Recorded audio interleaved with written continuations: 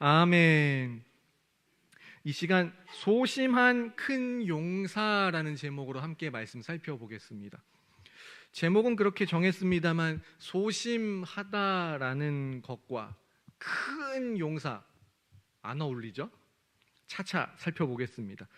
우리는 어떤 중요한 결정을 할 때 하나님께 어떠한 기도를 드리거나 하나님께 질문을 하거나 심지어는 원망을 하는 경우도 있습니다. 예컨대 이런 겁니다. 하나님, 이 문제에 대한 이 상황에서 하나님의 뜻을 알고 싶습니다. 기도를 하거나 이것에 대해서 하나님의 뜻은 뭔가요? 질문을 하거나 하나님의 뜻을 이건지 저건지 뭐 알기만 하면 저는 알려주신 대로 그대로 할 건데 왜 당신의 뜻을 안 알려주세요? 라고 하는 때가 한 번쯤은 있을 겁니다. 인생을 살다 보면 하나님의 뜻이 뭘까 궁금하다 못해 다급하기까지 한 때도 있습니다. 꼭 촌각을 다투는 다급한 상황이 아니더라도 하나님의 뜻을 놓고 오랜 시간 갈등할 때도 있습니다. 그리고 고민이나 갈등 여부를 떠나서 겉으로 보이는 작은 일이 사실은 하나님의 뜻인지 고민해야 되는 수도 있습니다. 일정 기간 이상의 신앙생활을 하신 분들께는 나름대로 하나님의 뜻에 대한 고민에 대한 경험들이 있으실 줄로 압니다. 그러면 정말 하나님께서 짠 하고 나타나셔서 하나님 당신의 뜻을 이거다 저거다 알려주시면 우리가 그대로 행할 수 있을까요? 그럴 수 있습니다 라고 대답하시는 분이나 그런 경우도 있겠지만 의외로 그렇지 못한 경우들도 있죠. 오늘 본문에는 한 유명한 인물이 등장합니다. 그는 하나님께 묻고 따지고 또 묻습니다. 묻고 또 묻는 모습은 단순히 호기심이 많거나 끈질기다라는 인상을 넘어 아니 뭐 그렇게까지 따지나라는 생각이 들 정도이며 더 나아가 소심하게까지 보입니다. 그럼에도 어찌된 일인지 보통 사람이 소심하면 겉으로 잘 안 드러날 것 같은데 이 소심하기까지 한 사람이 사사기에서 가장 인지도가 높은 양대 사사 중에 한 사람입니다. 한 명은 삼손이요, 또 한 명은 누굴까요? 기드온입니다. 오늘 말씀을 통해 하나님의 뜻 앞에 선 우리들 자신을 살펴보고 기드온을 사사로 부르신 하나님께서 더 나아가 우리를 부르시고 인도하시는 그 인도하심의 길을 믿음으로 바라볼 수 있기를 소망합니다. 하나님의 뜻을 언급한 김에 이스라엘 백성에 대해 생각해 보겠습니다. 사사 시대 이스라엘 백성들이 가나안 민족을 진멸하고 가나안 땅에 판을 치던 우상들을 싹 다 버리는 것이 하나님의 뜻이었을까요? 아니면 하나님과 우상을 겸하여 섬기는 게 하나님의 뜻이었을까요? 우리는 당연히 전자가 가나안 민족을 진멸하고 우상을 다 치워내는 것이 하나님의 뜻이다라는 것을 우리도 잘 알고 당시 이스라엘 백성들도 알았습니다. 그러나 아는 대로 하나님의 뜻을 행했나요? 그렇지 않죠. 이스라엘 백성들이 앞선 사사기 4장과 5장 부분 사사 드보라를 통해 40년의 평화를 누렸습니다만 평화를 누리고 또 편해져서 그런지 몰라도 다시 이스라엘 백성들이 하나님 앞에서 악을 행했습니다. 하나님께서 이번에는 미디안 민족이 이스라엘의 가시가 되게 하셨고 이스라엘이 7년 동안 미디안에게 시달렸다고 합니다. 이스라엘 백성들이 그러자 고통 가운데 하나님께 부르짖었고 그래서 등장한 사사가 기드온입니다. 그런데 하나님께서 사사를 보내긴 보내시되 앞선 경우들과 좀 다릅니다. 그냥 보내지는 않으셨습니다.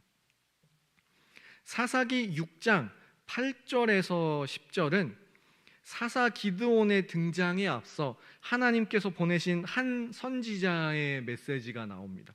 8절에서 9절은 쉽게 말하면 하나님께서 과거 이스라엘 백성들을 애굽에서부터 구원하셨다라는 것이고, 그러나 10절은 정작 이스라엘 백성들이 이렇게 살고 있다라는 내용입니다.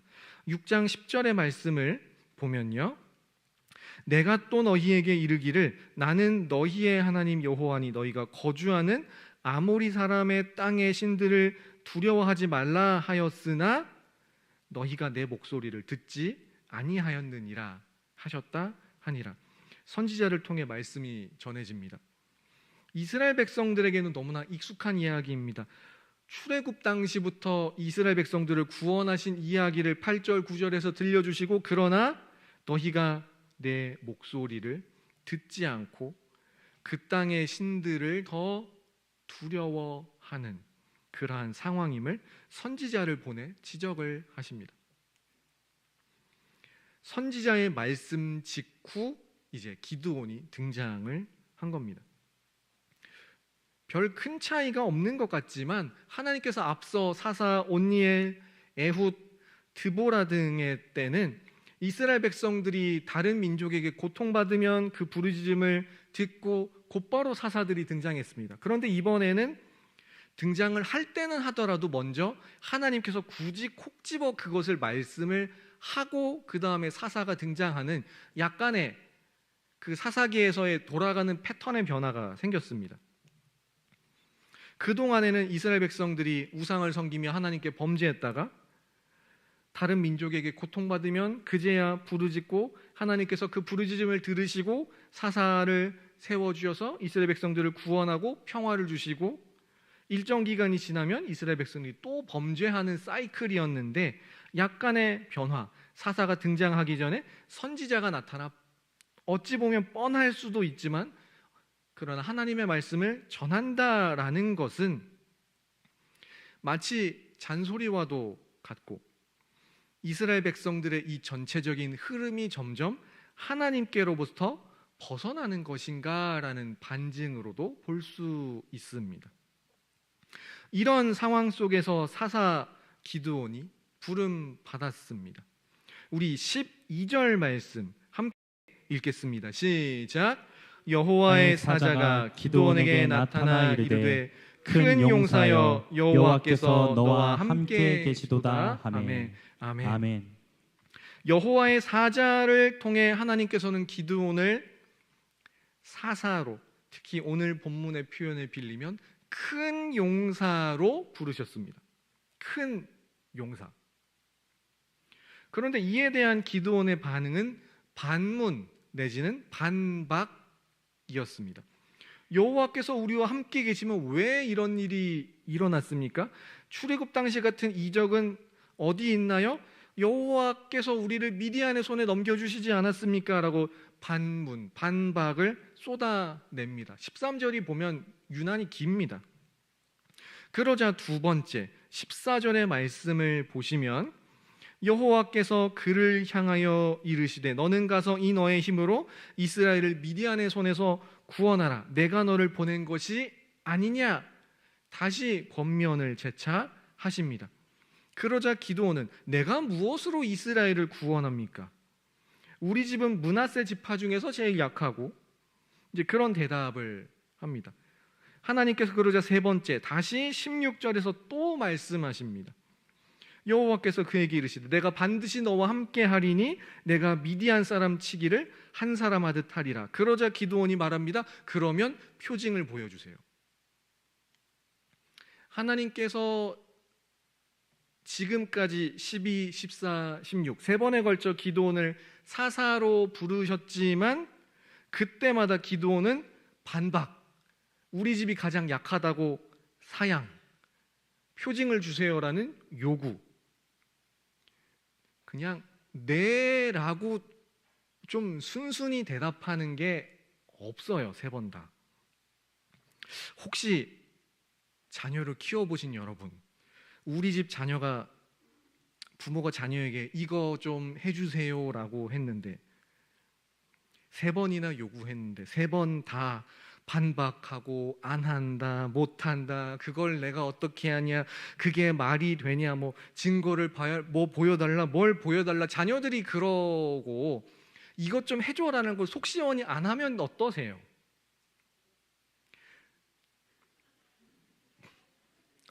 상상만 해도 답답합니다. 그러나 하나님께서는 이런 기드온에게 화를 내시거나 벌하시는 대신 인내하심으로 기꺼이 표징을 보여주셨습니다.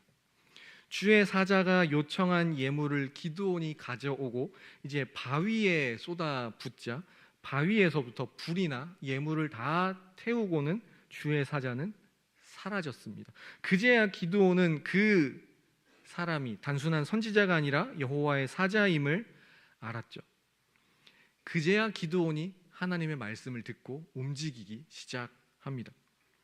하나님 말씀대로 바알과 아세라의 제단을 감히 대낮에 대놓고는 못했지만 그래도 밤중에 몰래 찾아가 헐어버렸습니다. 이를 안 마을 사람들이 기드온을 죽이려 하자 그 아버지 요아스가 아들을 위해 변호하기를, 왜 너희가 바알을 위해 다투느냐? 바알이 정말 신이라면 바알이 직접 우리 아들 기드온과 다툴 거다라고 대답을 했습니다. 맞죠? 바알이 정말 신이면 바알이 직접 기드온을 찾아내 다투고 따지고 벌을 주면 될 일입니다. 물론 우상에겐 그럴 힘이 없죠. 이때부터 기드온에게 여룹바알, 바알과 다툰다라는 별명이 생겼습니다. 이제 기드온이 사사로 부름받았고 그 일을 대외적으로 시작합니다. 기드온이 나팔을 불자 므낫세, 아셀, 스불론, 납달리 지파가 기드온의 뒤를 따랐습니다. 기드온이 사사가 아니고서는 나팔을 불어 지파들을 모은다는 자체도 그렇거니와 그가 나팔을 불자 여러 지파들이 소집되고 따르고 미디안과 싸우겠다라는 것은 그가 사사로 부름받지 않고는 불가능한 일입니다. 기드온이 사사로 세워졌습니다. 이제 사사로서 기드온이 할 일은 자신을 따르는 그 지파들과 함께 미디안과 싸워서 이스라엘을 구원하면 됩니다. 이게 명백한 하나님의 뜻입니다. 나중에 7장에 보시면 미디안의 군대 수가 13만 5천 명, 물론 만만치는 않습니다만 그래도 기드온이 나팔을 불고 지파들이 모이자 소집된 군대의 수가 그래도 3만 2천 명이었습니다. 적은 수는 아니죠. 갑자기 나팔을 불어 모인 군사치고는 적지 않은 숫자가 모였습니다. 이 정도면 기드온 스스로 나 진짜 사사로 부름받은 게 맞네? 위로와 격려가 되는 군사 세력이 아닐까 싶습니다. 이때 기드온이 또 한 가지 일을 합니다. 사사기 6장 36절과 37절 말씀을 함께 읽겠습니다. 시작. 기드온이 하나님께 여쭈되 주께서 이미 말씀하심 같이 내 손으로 이스라엘을 구원하시려거든 보소서, 내가 양털 한 뭉치를 타작마당에 두리니 만일 이슬이 양털에만 있고 주변 땅은 마르면 주께서 이미 말씀하신 같이 내 손으로 이스라엘을 구원하실 줄을 내가 알겠나이다 하였더니. 아멘. 그 유명한 양털 뭉치 사건입니다. 기드온이 이미 사사로 세워졌습니다. 지파들이 따릅니다. 군대가 소집되고 있습니다. 이때 하나님의 말씀이 실현되는 것을 다 보았음에도 기드온은 또다시 하나님의 뜻을 확인해 달라 합니다. 한 번은 양털에만 이슬이 있고 땅은 마르도록, 반대로 땅은 이슬이 있지만 양털만 마르도록 2번에 걸쳐 하나님의 뜻을 보여달라고 했습니다. 하나님께서는 이번에도 아무런 이의제기나 별다른 말씀 없이 그저 기드온의 요청대로 다 들어주심으로 6장이 끝나고 7장에서 본격적으로 미디안과의 전쟁 장면이 시작이 됩니다. 사랑하는 성도 여러분, 우리는 이미 말씀을 통해 오랜 신앙 경험과 경륜을 통해 하나님의 뜻을 압니다. 세상의 모든 걸 다 알 수는 없겠지만 어떤 부분에서는 이게 하나님 뜻이 분명하다라는 걸 아는 것도 있습니다. 그럼에도 불구하고 기드온의 양털 뭉치 사건처럼 이게 정말 하나님의 뜻이라면, 정말 나를 사사로 부르셨다면, 나를 통해 이스라엘을 구원하실 거면 이거 해주세요, 저거 해주세요. 우리가 하나님의 뜻을 구하는 것은 정말 하나님의 뜻이 궁금해서인가요? 아니면 어떠한 다른 것 때문인가요? 두려워서 발이 안 떨어지다 보니 굳이 또 요구하는 거일 수도 있겠고요. 내지는 하나님께서 이번에는 내 이쪽 뜻을 들어주실까? 내 이익을 챙겨주실까? 일 수도 있고요. 이번 한 번만큼은 아무튼 내가 생각하는 그쪽으로 해주셨으면 좋겠는데 그래도 한 번 더 물어보는 것일 수도 있고요. 하나님께서 내 뜻을 관철해 주시기를 바랍니다. 내지는 두려워서 머뭇머뭇하는 게 그것으로 나타나기도 합니다. 하나님의 뜻은 사실 아는데 그 길을 가기가 두렵거나 싫거나입니다. 나중에 신약 시대 반대의 일이 벌어졌습니다. 사도 바울 이야기입니다. 바울이 1, 2, 3차 전도 여행을 마치고 예루살렘으로 돌아가려던 당시 아가보라는 선지자를 통해 예언이 전해졌습니다. 사도행전 21장 10절부터 11절 말씀인데요. 제가 읽어보겠습니다.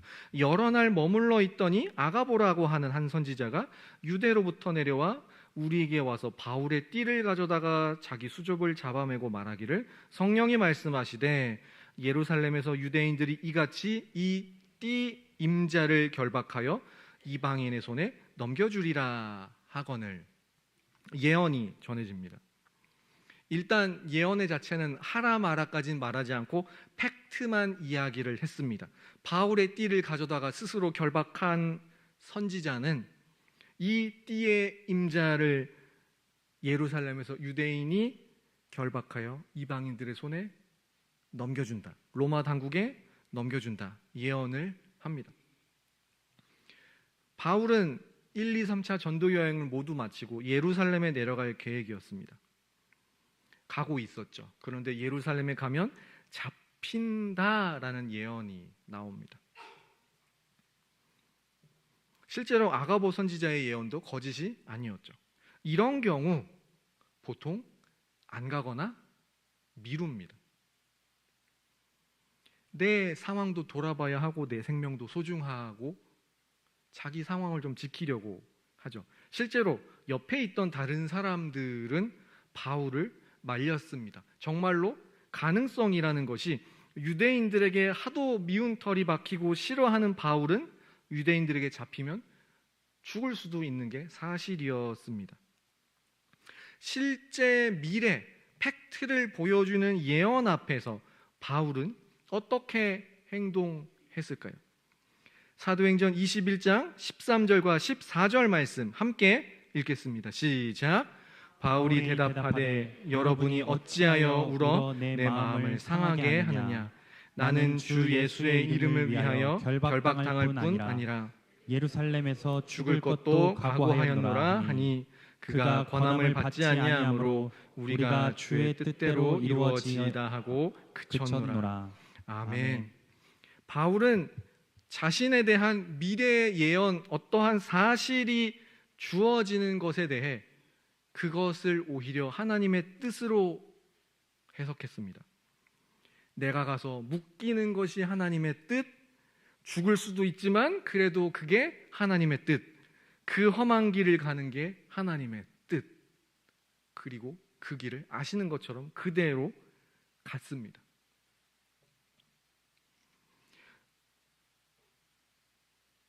우리는 하나님께 당신의 뜻을 알려달라고 하곤 합니다. 물론 질문이 필요한, 아리송한, 모르는 경우도 있습니다. 근데 모든 경우가 다 그런가요?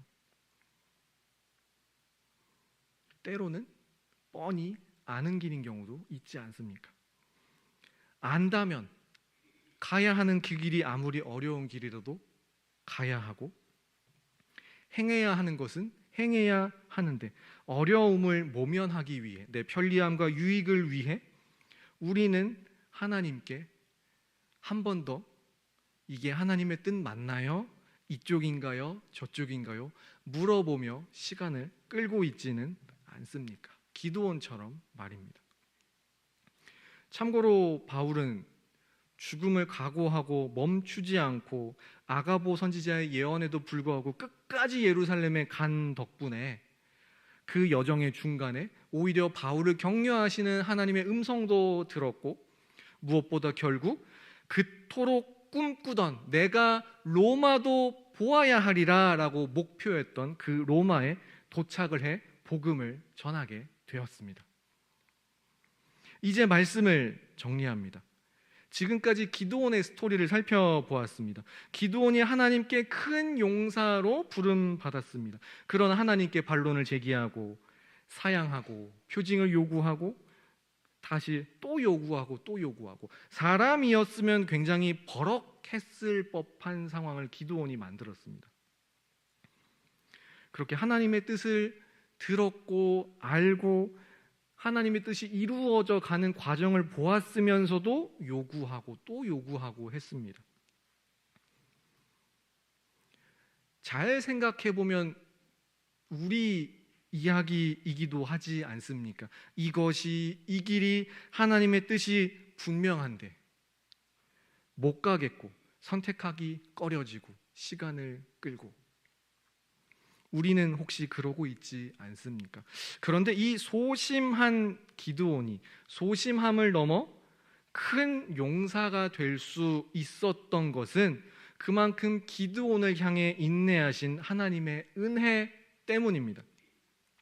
시편 145편 8절의 말씀과 같이 우리를 향해 은혜로우시며 긍휼이 많으시며 노하기를 더디하시며 인자함이 크신 하나님의 그 인자하심과 은혜 때문에 기드온이 기어이 큰 용사로 쓰임받았고 우리도 여기까지 온 줄로 믿습니다. 먼저는 그래서 우리가 하나님의 뜻을 알기 위해 말씀을 가까이 하는 우리가 될 수 있기를 소망합니다. 그런데 안다고 해도 해야 할 일, 가야 할 길 가기 두렵고 쉽지 않습니다. 그러니 기드온에게 인내하셨던 하나님께서 나에 대해서도 인내해 주시고 나를 이끌어 주십시오라고 기도하는 우리가 될 수 있기를 소망합니다. 그럴 때 주님께서 우리를 기드온을 향해 소심한 그를 큰 용사로 부르셨듯이, 만드셨듯이 우리도 당신의 그 뜻과 길로 인도하며 또 다른 큰 용사로 쓰실 줄로 믿습니다. 함께 찬양하겠습니다. 하나님의 부르심